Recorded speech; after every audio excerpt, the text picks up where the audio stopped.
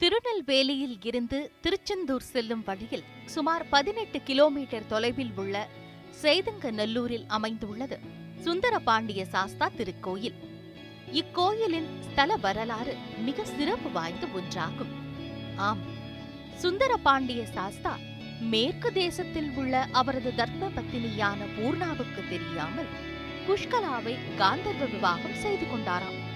இதை பூர்ணாவிடம் தெரிவித்து அவளை சமாதானம் செய்திடும் முன்பாக பூர்ணாவுக்கு இவ்விஷயம் தெரிய வந்துள்ளது.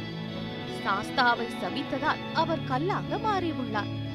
இந்த நிலையில் சிவந்திப்பட்டி ஊரில் வசித்து வந்த இடையர் குல மக்கள் அப்பகுதியில் கல்லாக இருந்த சுயம்பு சுந்தர பாண்டிய சாஸ்தாவை எடுத்து கோயில் எழுப்பி வழிபடத் தொடங்கியதே இக்கோயிலின் ஸ்தல வரலாறு. இதனையடுத்து அன்றிலிருந்து இன்று வரை அம்மக்களின் காவல் தெய்வமாக சுந்தர பாண்டிய சாஸ்தா அருள் புரிந்து வருகின்றார். இக்கோவிலில் பேச்சியம்மன், சங்கிலி பூதத்தார் உள்ளிட்ட பரிவார தெய்வங்களை பிரதிஷ்டை செய்தும் அவ்வூர் மக்கள் வழிபாடுகள் மேற்கொண்டும் வந்துள்ளனர். இக்கோவிலின் பிரம்மாண்ட மண்டபத்தை கடந்து உள்ளே சென்றால் வடக்கு நோக்கி பேச்சியம்மன் சன்னதி அமைந்துள்ளது. முன் மண்டபத்தில் கிழக்கு நோக்கி கம்பீரமாக வீற்றிருக்கும் சங்கிலி பூதத்தால் உருட்டிய விழிகளுடன் பக்தர்களை ரட்சிக்கின்றார்.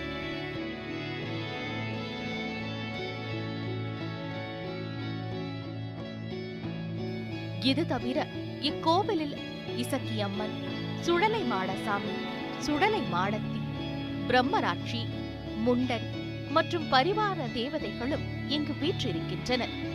இந்த கோவிலில் உள்ள சுந்தர பாண்டிய சாஸ்தாவை வேண்டி வணங்கும் பக்தர்களின் தேவைகள் அனைத்தும் நிறைவேறிடும் என்பதும், நீண்ட நாட்களாக தீராத பிணிகளும் அகலும் என்பதும் ஐதீகம்.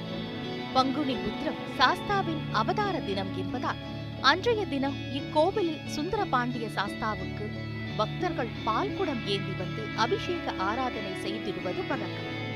இத்திருநாளில் பொங்கல் பொங்குவது போல அனைவரது வாழ்விலும் மகிழ்ச்சி பொங்கும் என்பது பக்தர்களின் நம்பிக்கை.